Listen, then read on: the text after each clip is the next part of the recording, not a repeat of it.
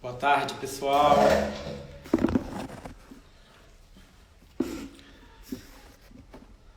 Estamos aqui para mais uma live do Pontos de Luz. Vamos esperar o Luiz entrou. Vamos lá.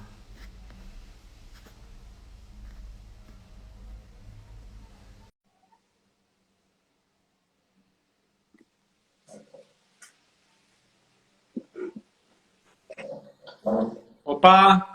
Boa tarde, Opa, boa Luiz. tarde. Me escuta bem? Tudo certo. Maravilha. Obrigado. Em primeiro lugar, muito obrigado aí por aceitar nosso convite, por estar participando aqui e poder compartilhar um pouquinho da tua experiência. Meu áudio tá bom? Tá bom. O Tô te volume tá. ouvindo bem. Uhum. Então, Luiz, muito obrigado aí, cara, por poder disponibilizar um pouquinho do teu tempo, contar um pouquinho da experiência da Ecovila Bambu para nós. E a gente sabe que muita gente tá querendo, né, viver mais próximo do campo ou criar uma ecovila. Então, eu queria que você falasse um pouquinho como é que começou a Ecovila Bambu, a sua experiência, como é que tudo começou. Ah, eu ia fazer uma brincadeira aqui, que tudo começou com o Big Bang, né? Então, eu tenho uma história pessoal, assim, de uma ligação muito grande com o campo. Eu não fui criado no campo, eu fui criado numa cidade no interior de São Paulo, mas com um contato, cidade pequena, né? Um contato muito grande com a natureza, com o campo. Então, o primeiro emprego que eu tive na minha vida, eu tinha mais ou menos uns 13 anos de idade, foi numa clínica veterinária.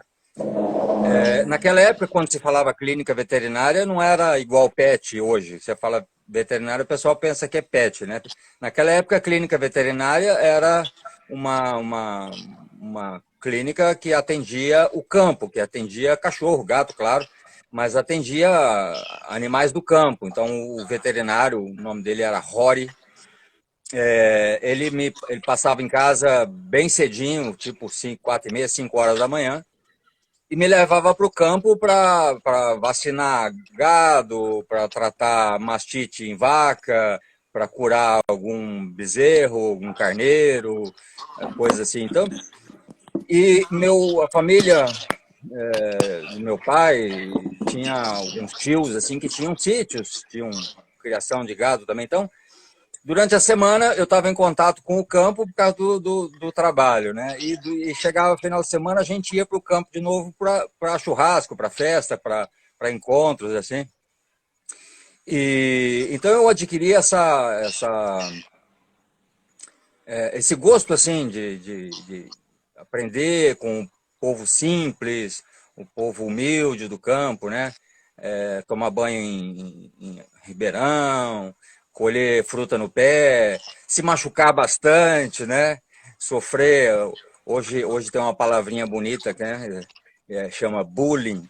Mas naquela época a molecada trollava um outro, né? Aprontava umas artes. Eu me lembro bem que uma vez nós fomos brincar de montar em bezerro e botaram uma corda no bezerro e cada um montou um pouquinho, né? Treinar, era molecada de 13, 14, 15 anos. E aí a gente fazia de conta que era um rodeio. E aí eu segurei firme na corda e tinha os moleques arteiros atrás que deram uma quebrada no rabo do bezerro. O bezerro foi para um lado, eu fui para o outro. E essas 4 tampas do dedo aqui ficou na corda, né? Arrancou o couro do dedo.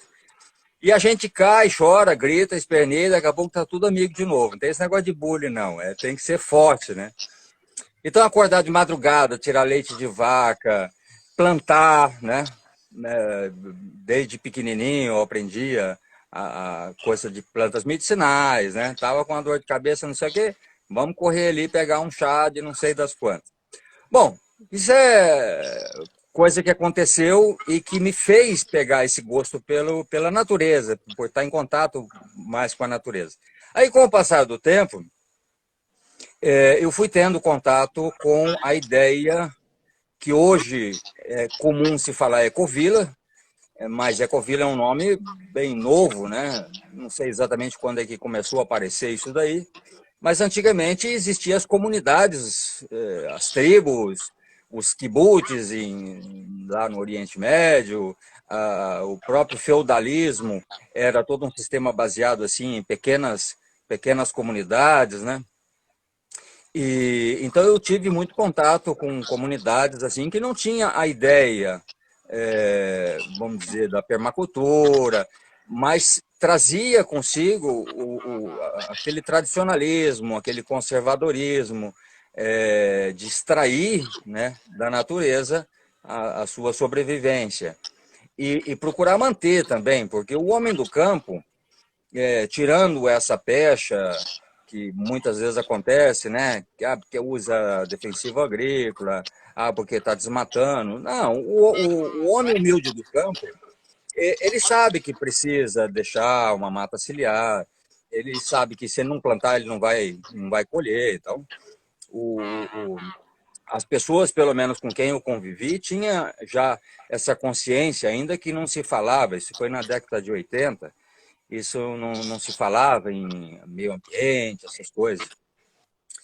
E aí, um pouco mais para frente, aí eu vim a conhecer a ideia realmente de montar uma ecovila, né? Isso aqui surgiu aqui no Rio Grande do Sul. Eu já tinha tido outras experiências, né?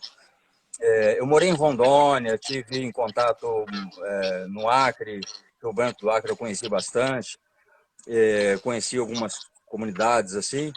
E aqui, atualmente, eu estou morando no Rio Grande do Sul, a cidadezinha de Ivoti, fica 70 quilômetros de Porto Alegre, comecinho da Serra Gaúcha. Então, a gente já tem a tranquilidade da Serra Gaúcha, mas não tem o frio intenso que tem um pouquinho mais lá para cima. A gente está no começo aqui, né? Mas pegamos uma geada braba aqui. E a ideia de vir para cá foi através de um amigo, né, que me convidou para vir para cá, tivemos essa ideia e achamos essa propriedade aqui e compramos. E, e aí depois eu resolvi, porque no começo a gente bate bastante cabeça, né? A propriedade aqui, estamos aqui há 16 anos, né? Vai fazer 16 anos agora na metade do ano. No começo a gente realmente dá umas cabeçadas, cometemos erros, né? E aí eu fui fazer o PDC, né? O Design em Permacultura, com o André Soares lá no Ecocentro IPEC, em Pirinópolis. E uma coisa que me marcou bastante, teve a primeira atividade que teve, PDC parece que foram 8 dias, se não me falha a memória. E num primeiro dia ali que teve a primeira apresentação, nós tivemos um intervalo para tomar um lanche. E nesse momento eu fiquei perto do André Soares, que é o fundador lá. O André Soares, ele morou com o Bill Mollison na Austrália, né? Então o cara tem bastante experiência. E eu conversando com ele, assim, o pessoal já estava voltando para o salão, ali no finalzinho, eu conversando com o André Soares sobre o nosso empreendimento aqui, e ele falou uma coisa que foi muito significativa para mim. Ele falou, a chave para um empreendimento dessa natureza, uma comunidade dessa natureza dar certo, se chama relacionamento humano. Eu coloquei isso na minha cabeça muito fortemente, assim, porque realmente, depois de todos esses anos agora, isso é muito perceptível. Se não houver algo muito forte que promova uma cola, né? Isso em permacultura existe, esse nome é comum, a gente falar uma cola. Quer dizer, o que vai grudar as pessoas, o que vai manter as pessoas coesas dentro de um propósito, dentro de um princípio, né? Então, aí, com o passar do tempo, as coisas só foram melhorando. Claro, vai altos e baixos. Nós chegamos, o pessoal que começou aqui com a gente, a maioria já saiu, aí já vieram pessoas novas, pessoa, claro, muda de ideia, quer morar num outro lugar, quer tocar um outro empreendimento, quer seguir uma outra caminhada. Então, a gente tem um agradecimento, assim, um reconhecimento muito grande por todas as pessoas que já passaram por aqui, já auxiliaram, tanto financeiramente quanto por trabalho, né? Então, tem muitas coisas aqui que a gente olha assim, eu lembro quem é que estava, quem fez, quem ajudou. Então, foi isso, começou com uma vontade muito grande de ter, de estar morando no campo e de fazer com que essa vida no campo possa ser compartilhada com mais pessoas. Porque você tem gente, por exemplo, que às vezes tem sítio, mas é sozinho, né? Então ele mora na cidade e tem um sítio para ir no final de semana porque gosta de sítio. Só que isso é uma dor de cabeça muito grande e existe até uma conversinha, uma piadinha que diz que são duas alegrias, né? É quando você compra o sítio e depois quando você vende. Porque é tanto problema que acontece, o cara vai ter caseiro, o caseiro acaba sacaneando ele, você tem roubo, porque você não vive aquilo. Aquilo é secundário na sua vida. E a gente queria fazer dessa nossa vida a vida principal. Tanto é que eu chego, às vezes, passar muito tempo sem sair. Agora, com esse negócio de fique em casa, né? Estamos vivendo essa situação complicada aí. Não precisa pedir para mim ficar em casa, não, aqui é difícil conseguir me tirar daqui de dentro, né? Porque eu sou muito feliz aqui, tenho tudo que eu preciso aqui. Claro, a gente tem que ir na cidade, tem que fazer uma comprinha no mercado, tem que comprar combustível e tudo mais. Mas eu sou satisfeito em ficar aqui mesmo. Se precisa falar assim, você vai ter que ficar 90 dias trancado aí dentro, não tem problema, para mim não tem problema nenhum. Então, para a gente, deixar, eu vou falando sem parar, né? Então, eu acho Não, que é uma melhor a pergunta gente ter uma integração, ter a alguma pergunta que eu coisa queria te mais. fazer é, você falou que você e um amigo compraram, né? Aí depois ele continua até hoje e também qual que seria a cola que você falou que é importante encontrar cola e qual é a cola que vocês encontraram da Ecovilla aí que une todo mundo no relacionamento humano? Não, esse amigo ele já não se encontra mais aqui. O nome dele é Edmar, ele mora em Maceió. Não, desculpa, ele mora em Recife. Ele resolveu, em algum momento, fazer uma viagem assim pelo mundo. Inicialmente ele queria viajar bastante e depois ele acabou se estabelecendo por lá. O que a gente tem como cola principal aqui, né, é a ideia de ter um local, um ponto, posso até usar assim, um oásis, que para os moradores é um compromisso de vida, de realmente estar servindo nesse propósito, mas com vamos dizer assim, um lema, uma ideia de auxiliar pessoas. Então, tudo que a gente faz aqui, a gente pensa sempre que nós receberemos visitantes, hóspedes, voluntariado, novos moradores, e as pessoas têm que vir para cá com um sentido de transformação, né? Até esses dias eu postei através de um comentário no Facebook, uma postagem de uma outra pessoa um amigo meu que mora na Itália. Eu nem comecei a divulgar muito isso, porque eu sei que isso está assim numa situação calamitosa. A gente recebe uma quantidade muito grande de contatos, pessoas que querem vir morar aqui. E eu não tenho capacidade para receber todo mundo que pede, mesmo porque a gente tem um lema aqui que nós criamos, que é paquera, namoro, noivado, casamento. Porque as pessoas não sabem o que se engajar num projeto dessa natureza. Então, a recomendação que a gente faz para a pessoa que quer fazer essa transição, a transição do meio urbano para o meio do campo, visitar ecovilas, pegar uma hospedagem de alguns dias, né? Fazer experimentações e que visite várias para também ver o tipo de tribo, né?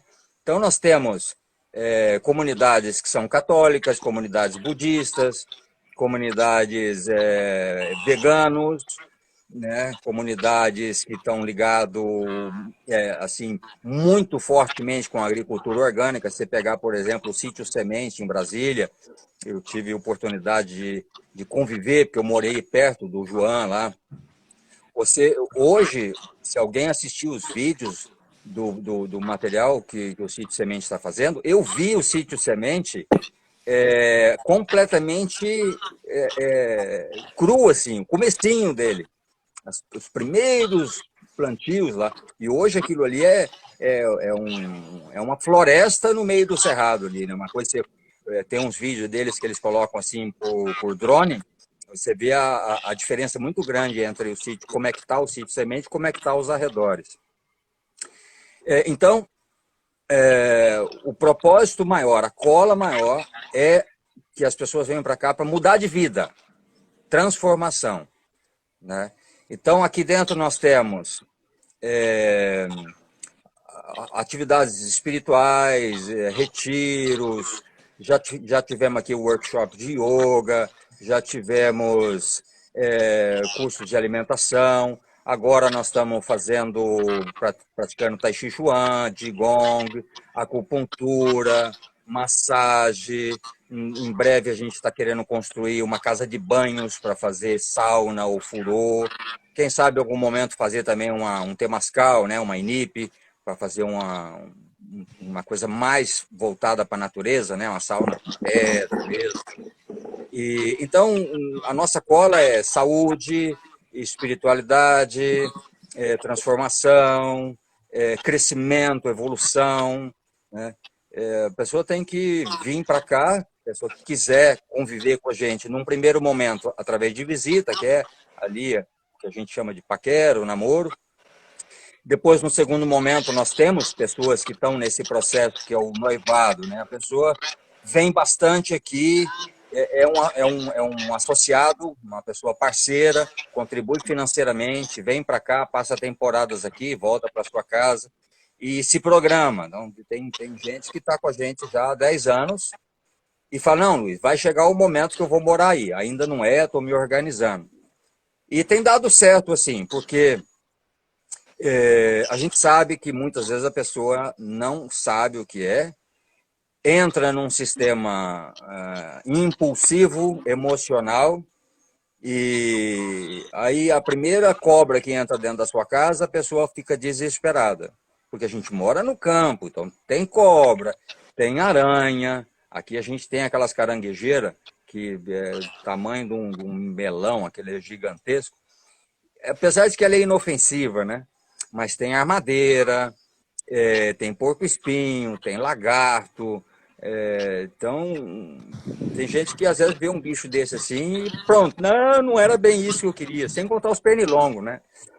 Tem arroio, tem um riacho que passa aqui perto, então Ô, tem uma Luiz, quantidade muito grande. eu achei muito legal esse conceito de paquera, namoro, casamento, noivado e casamento, porque ele traduz muito bem, uma metáfora muito boa para traduzir a aproximação de uma pessoa a uma comunidade, né?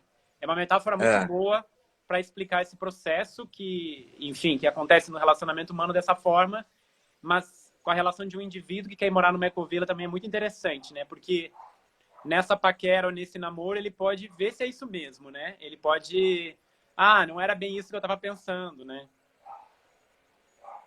Então, bem legal. Nós já tivemos casos assim, que a pessoa mudou de ideia um ano depois. Não aguentou a pressão, não aguentou o ritmo de trabalho. Porque você vem morar no campo, o primeiro conceito que você tem que mudar é que a gente tem que entrar na frequência da natureza. A frequência da natureza é acordar cedo. E de noite você já começa a se recolher. Coisa que no meio urbano, às vezes você vai dormir 2 horas da manhã e dorme até as 9, sei lá. Tem gente que faz isso, né? Aqui, como os bichos precisam se alimentar, como tem manutenção, tem que molhar as plantas, então, a gente acorda cedo, tem que dar comida para os coelhos, tem que dar comida para as galinhas, tem que soltar os cachorros, tem que fazer uma série de atividades. Quando chega de tardezinha, 6 horas, 7 horas, nós estamos.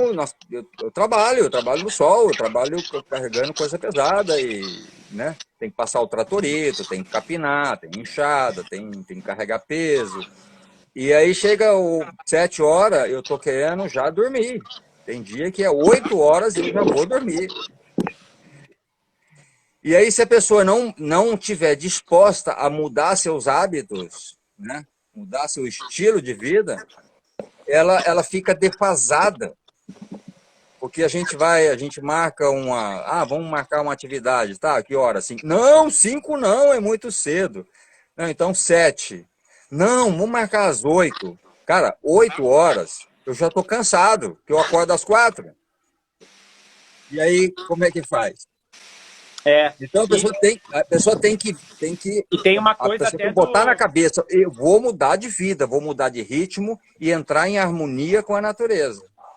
Tem uma coisa até a ver com uma questão até fisiológica, assim, na cidade tem muita iluminação artificial, né? E tem muita Verdade, agitação, claro. tem muito barulho.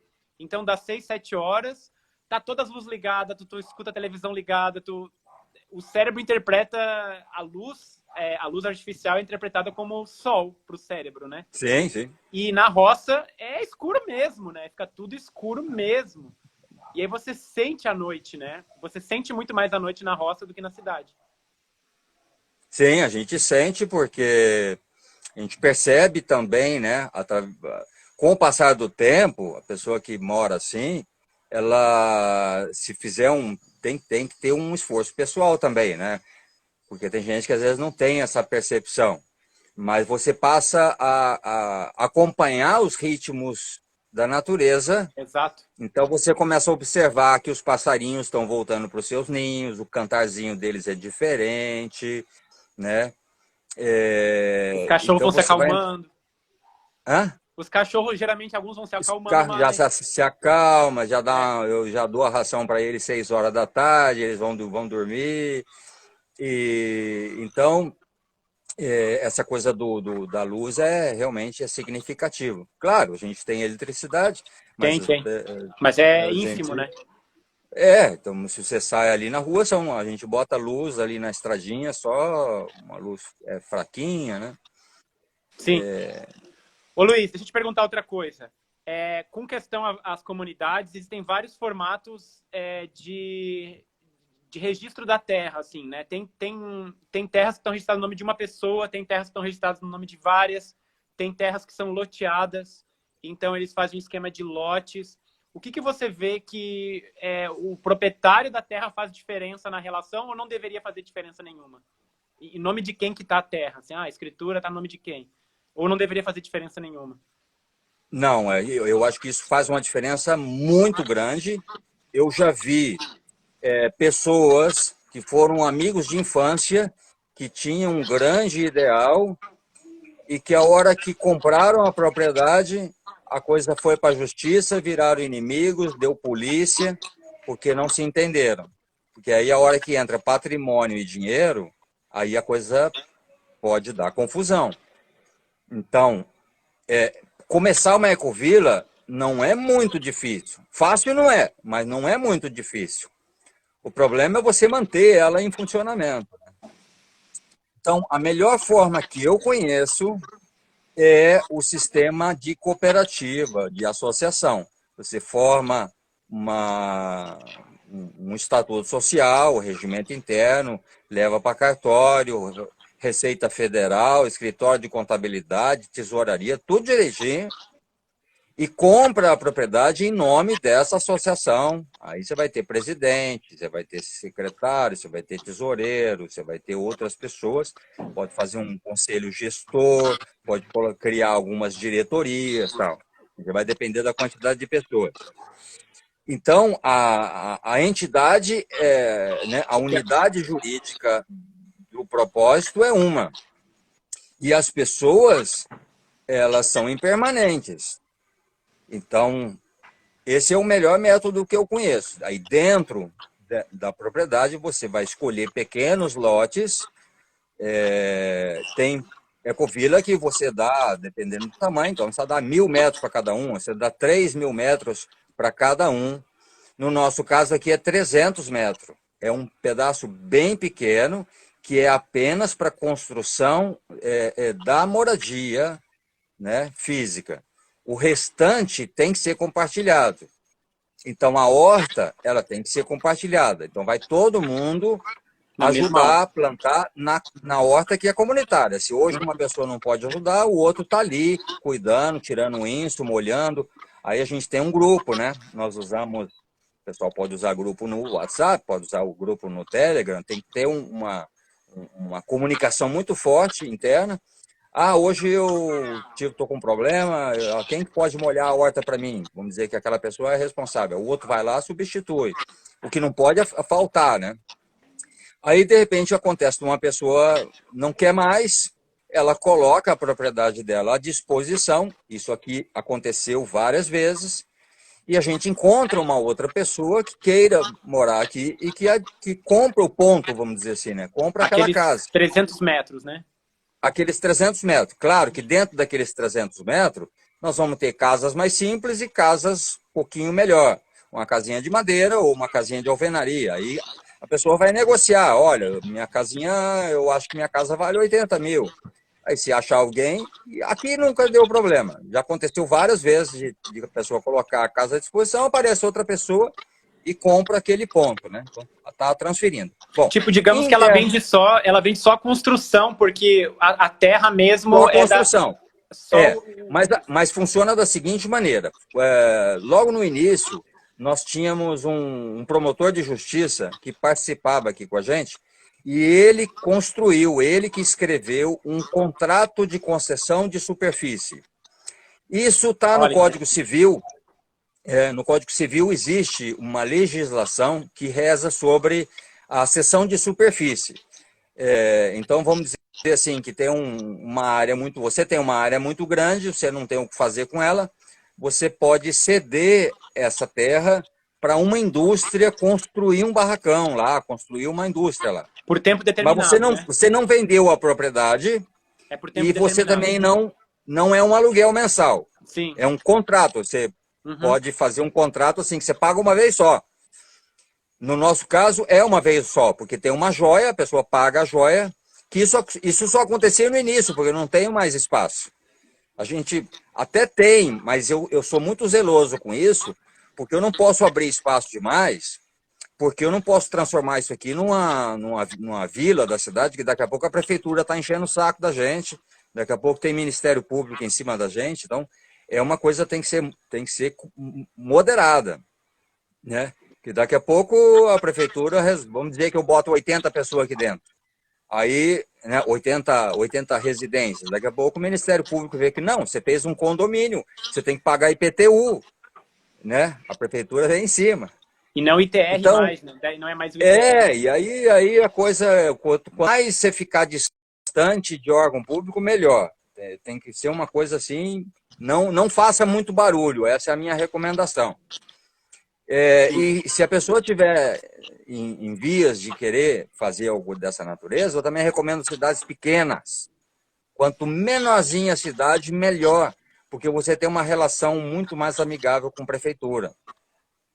Sim. Bom, só para completar, o contrato de concessão de superfície, ele é um contrato onde que ele reza o direito à posse daquela casa, né, de moradia naquela casa, mediante o respeito ao regimento interno. Então, se a pessoa, vamos dizer assim, se a pessoa morrer, aquilo fica como herança para os familiares, como patrimônio, não como direito à moradia, porque você tem que ver se a pessoa vai se integrar ao processo. Mas pode acontecer, né? Então você tem que colocar no contrato esses direitos, né? Direito de herança, direito de transmissão, direito de venda e tudo mais. Sim. Tem funcionado bem assim, tá? Posse, tem funcionado bem assim. Eu conheço outras comunidades que fazem assim.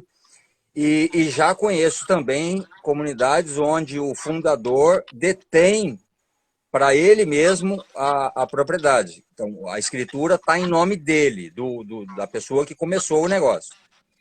Isso costuma não dar certo, né? Pode dar certo, mas é sim. perigoso, né? Porque o cara Quando pode falar, não, isso aqui é meu, e acabou o assunto, numa emoção ali, numa discussão. Uhum. Então, o fato de estar a escritura registrada em um nome jurídico, né? Vamos dizer assim, e se acontecer de eu morrer e minha esposa morrer, eles vão se reunir, fazem uma assembleia e vão eleger um presidente e a comunidade continua. Pode ser que mude muita coisa, porque normalmente a pessoa que cria o empreendimento, ela carrega muito do empreendimento através de sua personalidade. Então, ecovilas que eu conheço que deram certo, sempre tem um líder carismático, um líder forte, um líder que não abandona, né? Então, não importa se aconteceu um problema, tem alguém que vai ter que molhar a horta, tem alguém que vai ter que dar comida para as galinhas, porque senão acaba, o negócio acaba, se não tiver alguém, tem um pivô, um morão que segura. Ô Luiz, e esse movimento de colocar a propriedade em nome da pessoa jurídica, vocês fizeram desde o início ou foi a partir de um certo momento que daí teve Não, esse desde passo? o início. Desde o início. A propriedade foi comprada em nome de uma associação. Ah, então é que era tu e teu amigo na época, né? E Sim, mais... não. O começo foi mais ou menos assim, vamos dizer, umas 30 pessoas que contribuíram. Ah, Né? tá. Um deu 1.000, o outro deu 5.000, o outro pegou o próprio carro e refinanciou. Alguns entraram com o processo de já pegar um lote para moradia, mas muitos deram contribuições espontâneas. Ah, então Né? A já tinha um gente grupo juntava as desde o pessoas. início, já tinha um grupo formado desde o Sim, início. sim. Ah, Bom, que legal. existem comunidades que dão a escritura, Sim, mas aí funciona da seguinte forma: para você manter a propriedade como rural, você tem que ver o lote mínimo da região. Até onde eu sei, o mínimo que é permitido é 3 hectares. Então você não consegue fazer escritura menor que 3 hectares. entendi. E tem lugares que aí muda, aí isso vai de estado. É estadual ou municipal, né? Tem que ver, né? Deve ser diferente em cada lugar, né?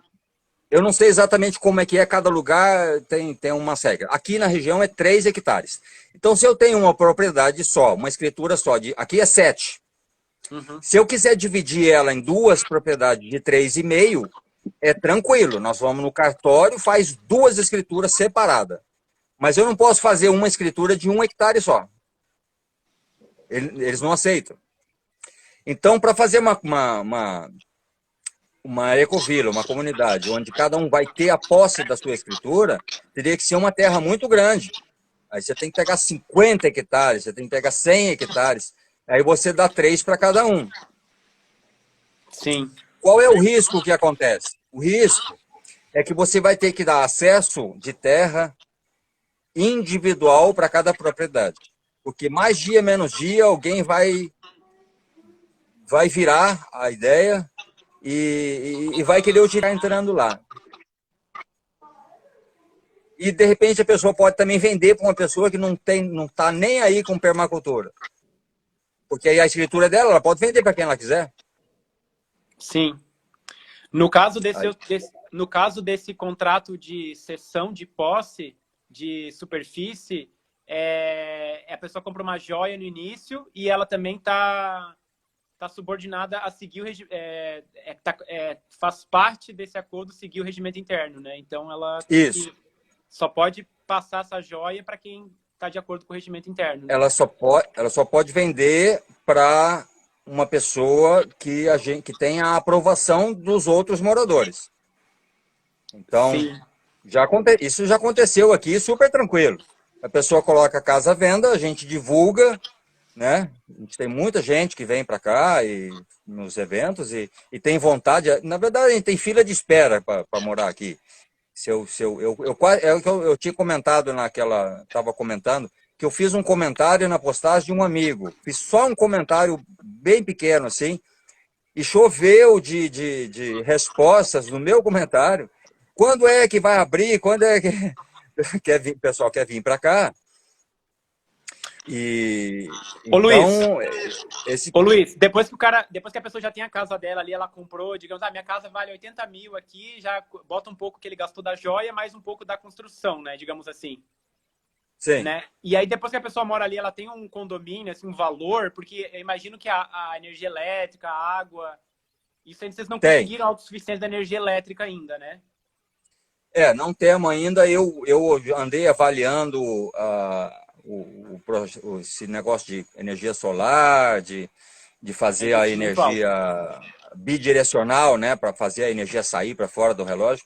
Eu ainda não me convenci de que vale a pena, porque pelos cálculos aí que me passaram, vai de 6 a 8 anos para você recuperar o investimento. Sim. Então, por enquanto não é prioridade, mas nós vamos fazer isso aí, mais dia menos dia. Bom, aqui nós temos algumas taxas, né? Porque nós temos que puxar água, nós temos a eletricidade pública, que é das áreas comuns, né?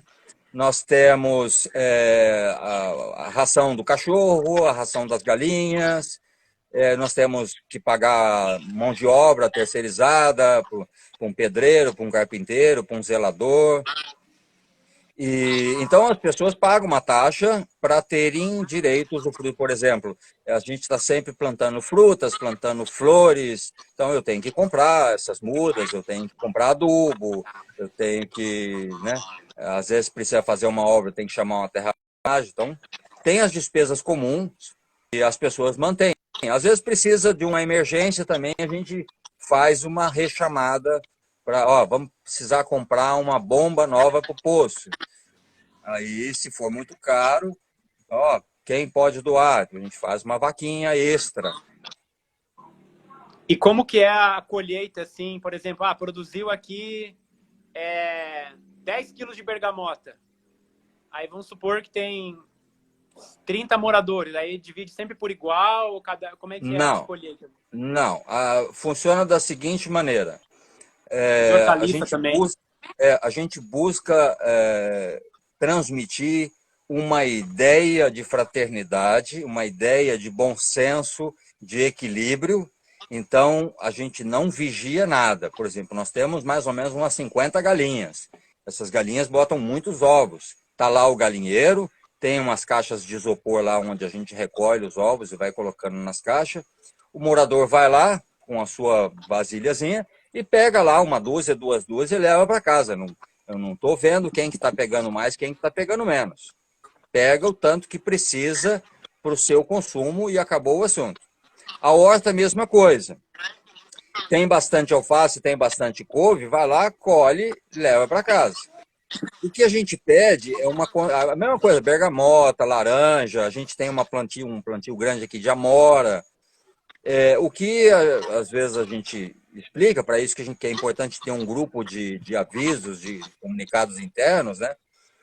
Comunicação assim, pessoal, tá dando amora, mas nós vamos ter um evento no mês que vem e nós gostaríamos de fazer geleia, chimia de amora, para poder receber o pessoal. Então, questões pontuais, né? Mas no 90% do tempo é muito livre, é muito à vontade. Sim, porque geralmente é muito abundante, né? A gente, É na abundante. Você cidade, falou de bergamota, né? Bergamota perde. A gente consegue consumir perde. só uns É, 30%, o resto vai tudo para o chão. Eu estou e eu, plantando mais.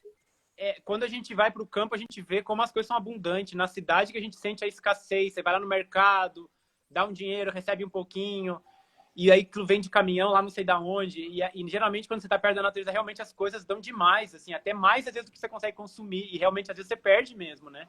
Tem muito lugar que você anda pelo Brasil que você vê manga assim no chão. Você vê um tapete de manga no chão. E a gente não consegue Aqui, consumir tanta manga, né? o que é possível a gente dá para os animais. Bergamota Claro. é um tipo de coisa que não adianta. A gente já até pensou assim, mas vamos recolher essas bergamotas e vamos levar. Mas acontece que aqui na região, quando dá bergamota na cidade inteira. Aí você oferece para os vizinhos não querem. Não aguento mais bergamota. Então tem coisas que não dá. Mas tem coisas, por exemplo, eu sou um aficionado com fermentados. Eu faço conservas, né? Até hoje mesmo comprei. A gente tem um vizinho aqui que ele é verdureiro. Ele serve vários restaurantes, vários lugares aqui da cidade. E ele tem um controle remoto do nosso portão. Ele toda quinta-feira de manhã ele entra aqui e traz as coisas que a gente não tem. Então, às vezes nós estamos sem tomate, ele traz, e ali a gente vai lá e faz a compra dele. E acontece que às vezes eu tenho um excedente, por exemplo, às vezes eu tenho um excedente de ovos.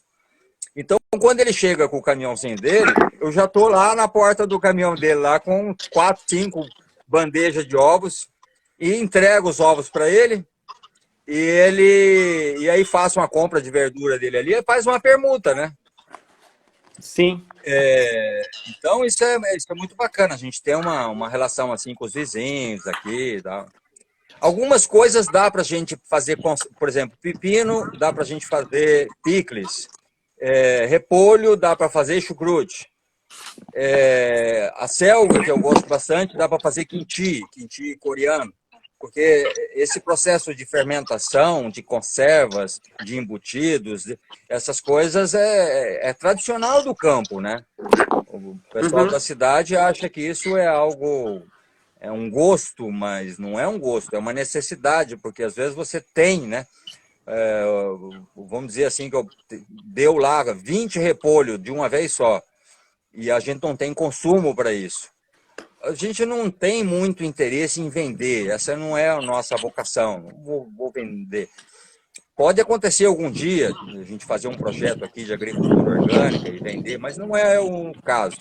Então, o que a gente faz para não ter uma sobra? Ou a gente vai alimentar as galinhas, deu couve demais, deu brócolis demais, joga tudo para as galinhas e boa. Ou então faz conserva. Deu a selga demais, faz um monte de quinti, bota dentro dos potes, deixa fermentar. Você tem alimento ali para 6 meses, 1 ano, 2 anos, que tem alimento fermentado que você pode deixar guardado. Não precisa de geladeira, não precisa de nada. Tem banana, por exemplo, quando dá muita banana, você pode desidratar, né? Pode desidratar. Banana, eu estou até para fazer agora, ontem mesmo minha esposa estava comentando ali que a gente precisa fazer a secadora, né? Para desidratar, ela quer que eu comece a fazer tomate seco. Porque realmente, você planta 4 pés de tomate, já sobra. Só 4 pés de tomate já sobra, porque ele dá uma carga muito grande, né?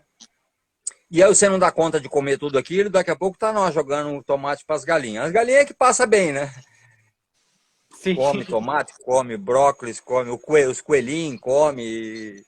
Mas aí dá para fazer tomate seco. Tá? Você vai no supermercado comprar um vidrinho de tomate seco para você ver quanto é que isso custa. E não é complicado fazer. Você tem que ter o tomate, um pouco de sol e a secadora. Luiz, depois a gente pode compartilhar contigo um modelo aqui de desidratadora solar, que ela pode ser feita com chapa galvanizada e com vidro ou acrílico. Que daí ela tem uma telinha de inox, depois eu posso compartilhar com você. Geralmente, banana é o que a gente mais faz, assim. Quando dá banana, dá muito. Você não consegue comer 300 bananas. Então, você vai comer 2, 3 bananas. E aí, se você faz banana passa, você pode picar ela, botar na granola, você pode levar para viagem, sim. Você pode presentear as pessoas, né? Fazer um kitzinho assim com... Sim, pode. E é uma coisa natural. Esse é o repartir os excedentes, né? Nós estamos, logo nós vamos estar criando uns porquinhos aqui também, porque aí você tem condição de dar muita coisa para os animais, né? Eu vi o sistema de biodigestor lá do Ecocentro, é muito poderoso, né? Você com poucos porcos, você consegue ter o suprimento de gás para todas as casas. Para o fogão, né? De gás. Para o fogão. Então você não precisa. Olha o preço que está indo agora. Parece que eu vi uma notícia aí que o gás ia subir 37%. Daqui a pouco passou 10% do salário de gás. Então, se você tiver condições de produzir e biodigestor não é algo muito surreal, não. É uma coisinha assim, dá para fazer tranquilo. Dá E aí para você fazer já até tem com o resíduo orgânico, assim, o lixinho ali, o resíduo Sim, orgânico. as fezes de porco é o mais eficiente possível, né? Mas você Ah, é? pode jogar as fezes humanas também. Você pode Sim. canalizar tudo ali para dentro. Tomando os Sim. devidos cuidados de higiene, acabou o problema. Você pode fermentar tudo. E o resultado final, você vai ter gás e depois você vai ter adubo. Porque o final do processo é adubo da melhor qualidade, né? Ô Luiz, nesses 16 anos, assim, qual que você diria que foi os teus 3 principais aprendizados aí no campo, na Ecovila? Os teus 3 maiores aprendizados nesses 16 anos. Ah, rapaz, não. Difícil, hein? Me pegou agora. Ó, um aprendizado que eu ainda tô nele, né? Vamos dizer assim, um importante, que ele não acaba, a gente tem que continuamente estar nele, mas eu vou resumir com uma frase assim, ó. Nada me incomoda, tudo se acomoda. Porque não Boa, dá, sabe? boa Nada me frase. Vou anotar incomoda, aqui. tudo se acomoda. Porque se você partir para o lado emocional, se você partir para o lado da personalidade, do ego, se você se ofender, se você se magoar, as coisas vão para o buraco. Então, muitas vezes acontece, isso está relacionado com aquele princípio básico que eu falei, que é o relacionamento humano. Se o relacionamento humano estiver em harmonia, com respeito às regras, com respeito à autoridade, com respeito ao direito e à liberdade do outro, com boa fraternidade, com boa consideração, as coisas vão bem. Mas sempre vai acontecer alguma coisinha, fofoca, uma crítica, uma conversinha atravessada. Então lembra disso, né? Nada me incomoda, tudo se acomoda. Então, dê tempo ao tempo. O perdão, ele vem naturalmente, aquilo se transmuta. E aí é importante que a pessoa tenha princípios espirituais, princípios de valores, princípios de sabedoria, de filosofia, para você, né, princípios cristãos, princípios budistas, seja lá a crença que a pessoa tiver, mas existe um bem maior, existe um norte, né, que nos guia. Se você estiver conectado com o bem, com o belo, com o saber, com o que é justo, com o que é correto, as coisas se acomodam. Passa. Né? Uhum. Respira, respira. Essa foi uma grande lição que, como eu disse, a gente tem que estar continuamente reaprendendo, né? Uhum. Eu não sei o que eu poderia dizer, como você pediu 3. Eu acho que essa seria muito importante, assim. Outra coisa é não ter pressa para as coisas, né? Tem uma outra frase, então, que eu posso deixar aqui registrado. Vamos devagar, porque eu tenho pressa. Vamos devagar, porque eu tenho pressa. Porque planejamento, isso eu acho que é uma lição da permacultura, né? É 70% de planejamento e 30% de mão de obra. Eu vou fazer um projeto novo, às vezes a minha esposa, assim, ela fica um pouco... o Luiz começa a obra e para. Não é que eu começo a obra e para. Às vezes, eu começo um negócio, né? Agora nós estamos começando ali um trabalho, que nós queremos fazer uma mandala de ervas. Aquela mandala, aquele relógio, né? Mas é grande, cara. Eu fiz ela com 12 metros de raio. Ela vai ter 24 de diâmetro. No centro vai ter um tablado para a gente fazer Tai Chi Chuan.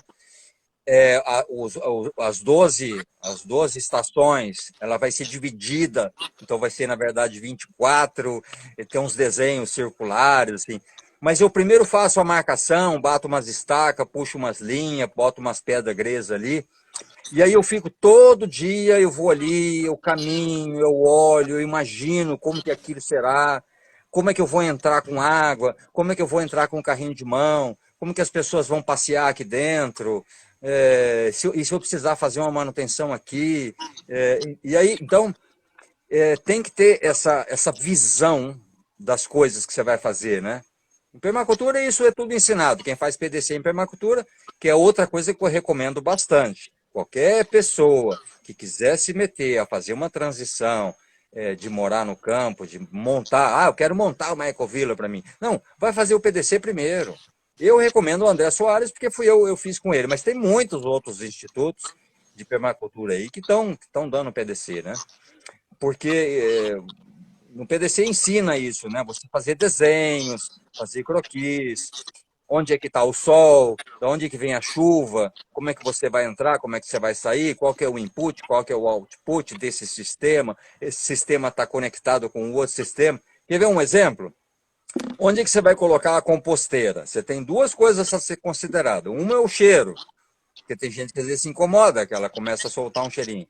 A outra coisa é a distância, porque se você colocar muito longe, as pessoas vão ficar com preguiça de sair da sua casa e levar uma casquinha de banana lá na composteira. Você vai fazer a composteira a quase 1.000 metros de distância, né? Então, essas coisas tudo tem que ser avaliada. Da onde às vezes você vai fazer uma construção, mas você não está olhando que quando vier a chuva, vai passar uma enxurrada, vai começar a acumular água no lado dessa construção. Então, você vai ter que fazer ela mais alta. Então, essa coisa da observação é muito importante. Então, fica essa lição. Não ter pressa. Vamos devagar, porque eu tenho pressa. Vamos devagar, porque eu tenho pressa. Não ter pressa, não ter pressa. Avaliar, planejar, pensar. Tem que ver, por exemplo, às vezes você faz uma coisa que vai ser legal no inverno, só que no verão ninguém aguenta. Você fez uma construção, né? Só que no verão ninguém aguenta, porque o negócio ficou quente demais. Então você tinha que ter planejado que você tinha que ter colocado uma árvore para fazer uma sombrinha ali. Estou dando um exemplo, mas existem muitas coisas a ser consideradas. Vento, água, chuva, sol, inclinação, infiltração, umidade, tudo. Sim. Maravilha. Por que Ecovila Bambu? O nome veio da onde? Eu gostei daquele, até está no nosso site ali, é uma historinha ali sobre o bambu, que o bambu é resistente, que o bambu ele tem paciência, porque às vezes você planta, pode chegar a ficar 3, 4, 5 anos sem desenvolver, né? Você não vê o desenvolvimento dele, ele está parado. Mas lá embaixo ele está trabalhando, o sistema de enraizamento dele, de rizomas dele.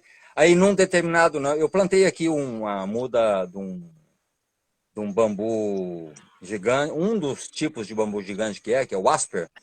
Ele ficou 4 anos, ele não saía do lugar.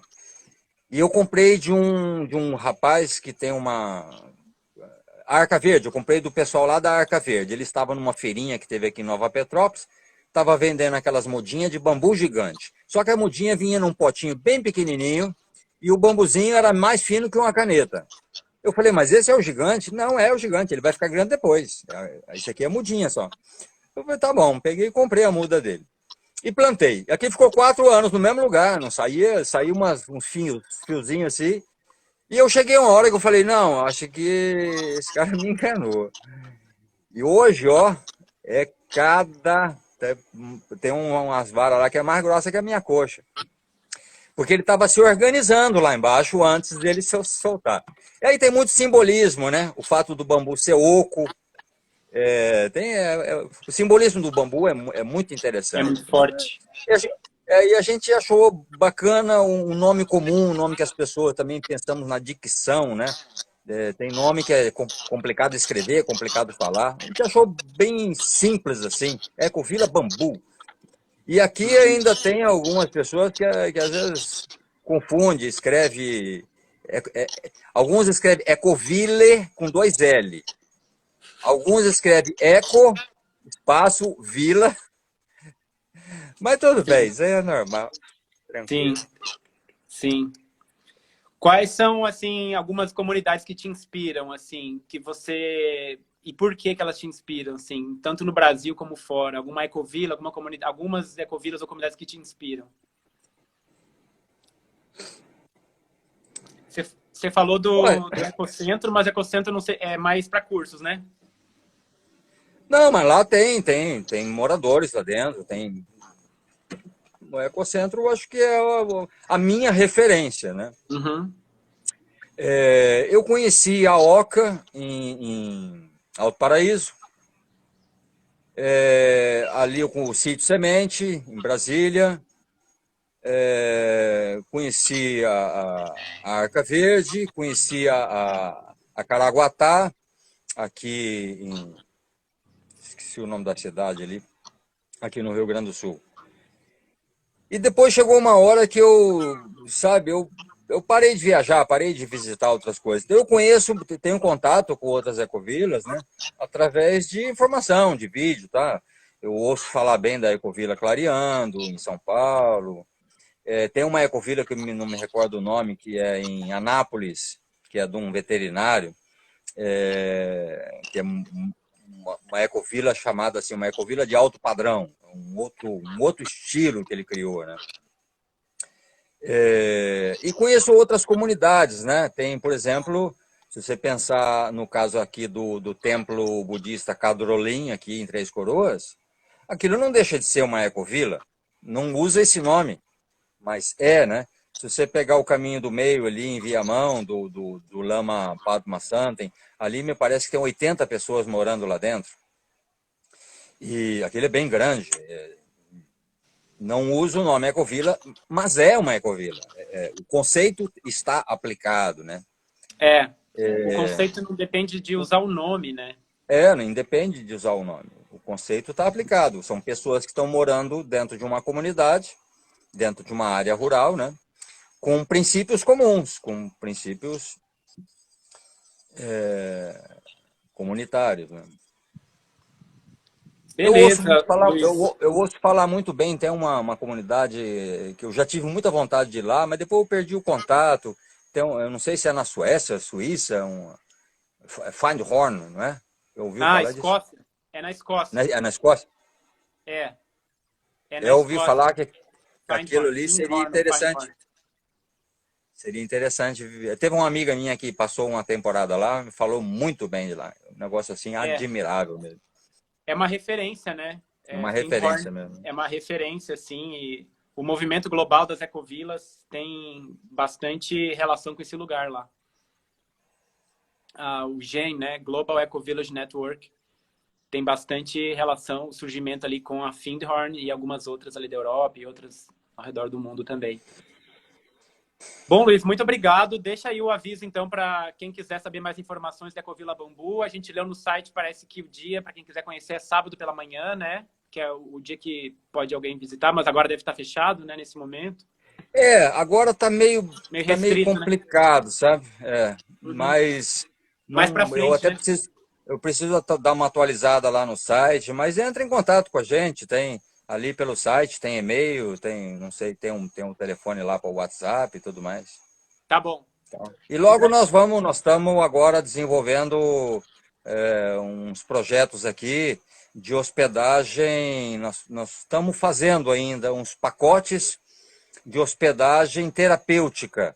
Nós estamos pensando em fazer um pacote pequeno de uma semana e depois um pacote um pouco maior de um mês, para a pessoa trabalhar um detox completo, reeducação alimentar, acupuntura, fazer tai chi chuan, fazer qigong, fazer todo um processo, né? Maravilha. Porque muita gente está pedindo isso. E aí vai aproveitar para poder já conhecer e conviver aqui dentro, né? Com outras práticas, outras atividades que a gente faz aqui.